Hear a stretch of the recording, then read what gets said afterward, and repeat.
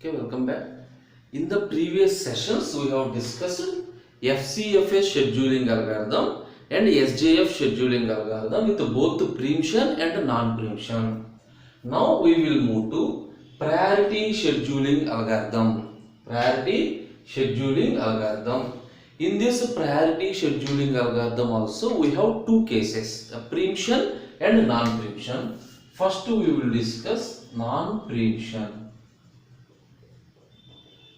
First we will discuss non-preemption case. Okay. We have different number of process P1 to P4 and these are the burst times and priorities. Remember, depending on the example, that is depending on the question, you can choose either the maximum value has the highest priority or the lowest value has the highest priority. That is the completely your dependency. Suppose in this example, I am considering the smallest value, small value has high priority. This is my assumption. Here your assumption is completely your wish, or in the examination they are given the small value has highest priority or high value has the highest priority, that is the given. In this, 1 is the highest priority, 2 is the next one, 3 is the next one, 4 is the next one. Observe carefully. Here we will discuss two examples. One is without arrival time and the second one is with arrival time. Here arrival time is not given. That means all the process at a time enter into the system. Means we have 4 process, that is all the 4 process are available and all the 4 process are ready for execution. Ready for execution. Simply draw the Gantt chart. First, all the process are in the system. So which process you have to select? Select the process which has the highest priority. So process P2 has the highest priority. So simply execute process P2. And this is the non-preemption. That means after completion of one process only, you have moved to another process. So process P2 execute 0 to 3 milliseconds and all the process at a time enter the system. Now the next highest priority is P1. It requires 21 units of burst time. So 3 plus 21, 24. Next process P4. Next to process P4, it requires 2 units, that is 26. Next to process P3, 26 plus 6, 32. This is the Gantt chart. This is the Gantt chart. Okay. Simply depending on the arrival time, depending on the priority, we are assigned the CPU. So if you want to calculate completion time, P1 is completed at 24. P2 is completed at 3, P3 32, P4 26.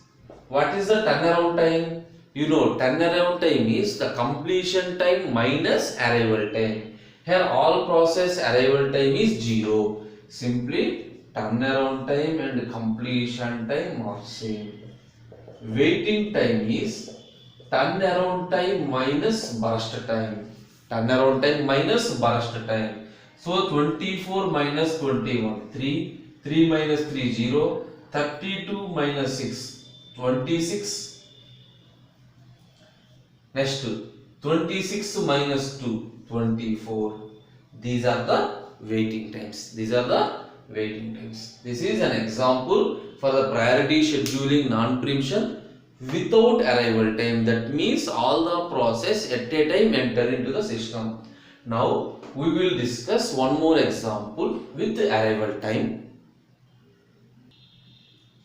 Now consider this example. We have 5 process and 0, 0, 6, 11, 12. These are the arrival times. These burst times, these are the priorities. Consider the lowest value has the highest priority. Lowest value has the highest priority. Simply draw the chart. How to draw the chart? First you have to consider the arrival time. Whatever the example you have given, first we have to consider the arrival time. Why? Why you have to consider the arrival time? Even though it has the highest priority, first of all it has to end the ready queue. If it is in the ready queue, then only we are considering the priorities. So see, arrival time 0. Is any process enter into the system? Yes. Process P1 and P2. We have two processes P1 and P2 are arrived into the system at time 0.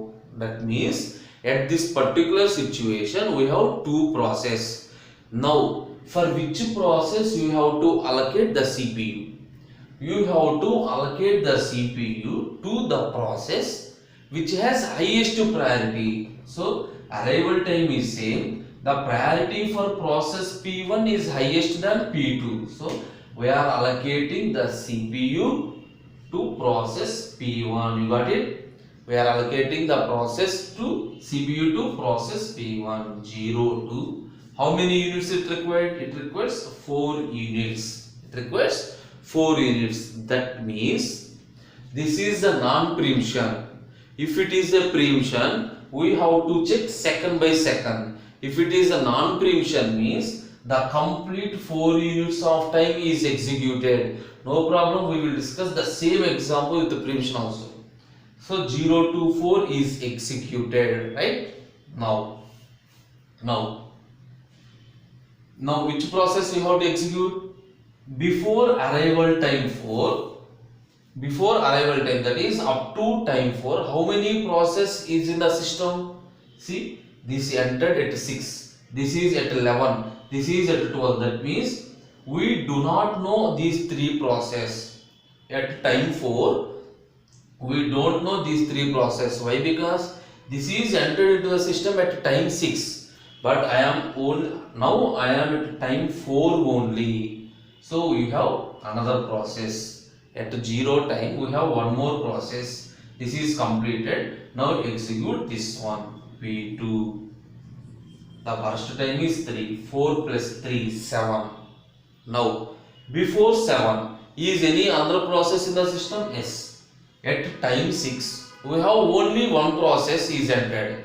At time 6 we have only one process. If you have only one process, no need to check its priority also. Why? Because the P1 P2 is completed. Now we have only one process. That process is executed.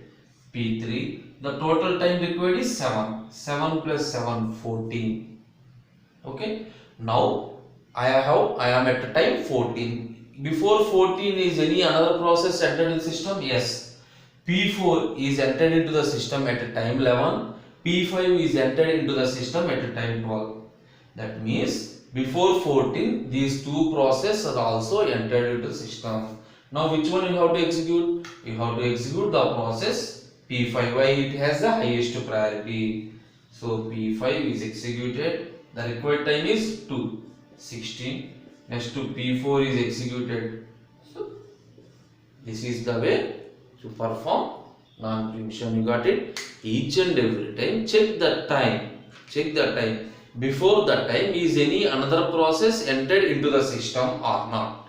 If entered, that means if you have more than one process, then we check the priority and allocate the CPU to the process which has highest priority. In my example, I am considering the smallest value has the highest priority. So if you require, you can write the completion time also. What is the completion time for P1? 4, P2 7, P3 14, P4 20, P5 16. This is the completion time.